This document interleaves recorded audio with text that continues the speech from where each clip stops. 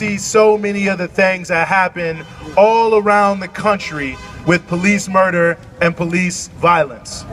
So many unjustified killings that have captured the attention, not just of America, but the whole world. I don't know if people paid attention to this, but the United Nations just last week came out and said that the killing of police, of black men in America, is reminiscent to lynchings. That's right. But more people have died at the hands of the police than have been lynched in just the past 10 years. So think about that. And it's captured the whole world. But what I will also say is somehow Metropolitan Police Department keeps sliding. Because we understand so many. The first case I remember I dealt with, Yango, you were there, Deontay Rawlings assassinated, shot in the back of the head, swept under the rug. And here we are, and they want to sweep the murder of Terrence Sterling under the rug. They want to act, we can't let it happen. We're not going to let it happen. Even our hometown newspaper had to have an editor come out and say that he had deliberately not written about it, but had written about cases all over the country. Jonathan Capehart, Washington Post, that's who I'm talking about. So even in our own city, our own media doesn't want to put it in front of people. They don't want you to know. Why? It's the nation's capital, of the most powerful country on the planet Earth, that claims to be a democracy when they go around the world bombing people. So they sure don't want you to know that right here in the nation's capital, that not only is democracy completely dead as it concerns the vote, but that black people are being shot down in the street like dogs and no one is doing anything. You know, one of the things that they say, because they always want to justify it, and they say, well, you know, he was riding a motorcycle, he came at the officer. Now, whether or not that's the story or not, which we don't know, it's funny because if y'all remember the video of the dude in Chicago who was shot into the car, and people were saying, well, you can't shoot into the car. And if you look at the Justice Department guidance, it says that even if the vehicle is being used as a weapon, never shoot at a moving vehicle. So even their own explanation, which is definitely not the full truth, probably a complete lie, even their own explanation doesn't pass muster for what should be a quote-unquote legitimate action of that type, although I think they're all illegitimate. But it just shows you the reality of Metropolitan Police, that no one is calling that out.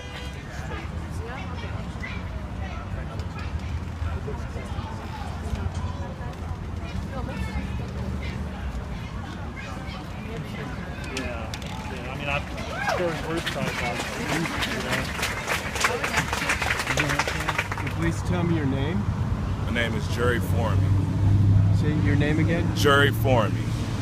And Jerry, you were a friend of Terrence Sterling. Would you like to talk a little bit about him and your friendship with him? I think you said you knew him for over 20 years. Yeah, 20 plus years. We affectionately called him KFC or Chicken.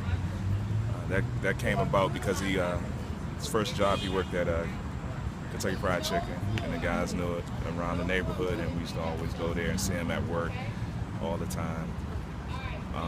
What was he like? He was a guy that easy to talk to, non-violent guy. He was very loyal. He didn't talk about anyone.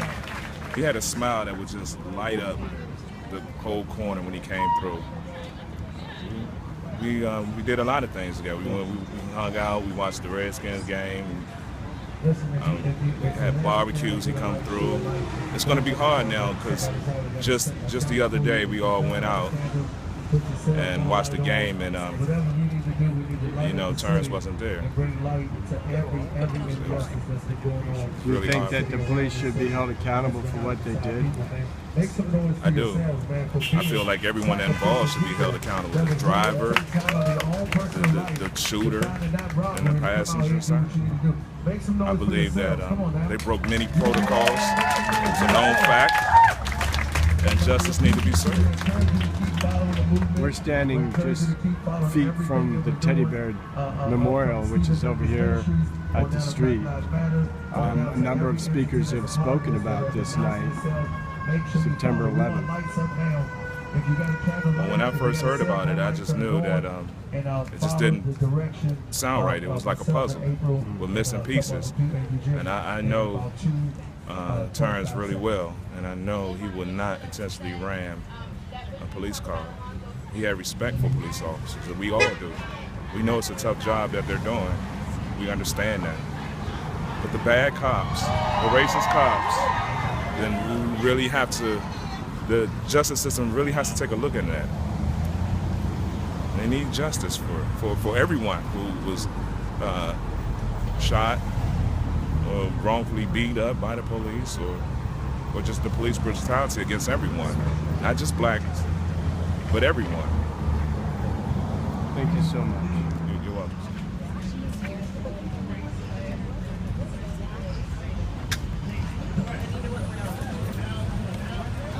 We're out here today to call for justice for Terrence Sterling. As you may recall, Terrence was murdered by MPD police officers on 9/11. He was shot through the cruiser. The police officer didn't even get out of the car and was shot him in his neck and in his shoulder. And do you think that these actions in the community are having a difference with the police? Are they making the police change? I don't know that they're making the police change, but I do know that it's making us change. We're starting to focus more on the Fraternal Order of Police. They believe they have too much power, and that the elected officials in the city don't have the balls really to take on the Fraternal Order of Police. So we're going to keep applying pressure, and we're going to keep standing up for people who can no longer speak for themselves. Different than the 60s, we get asked all the time. Absolutely nothing, except for how willing we are to sacrifice. Right. Real sacrifice. Are you willing to give up some of your privilege, whatever that might be, to save black lives? This is the question that you ask. Are you willing to look at your privilege? Are you willing to face it hands on, face to face? Are you willing to admit how you are complacent with white supremacy at work?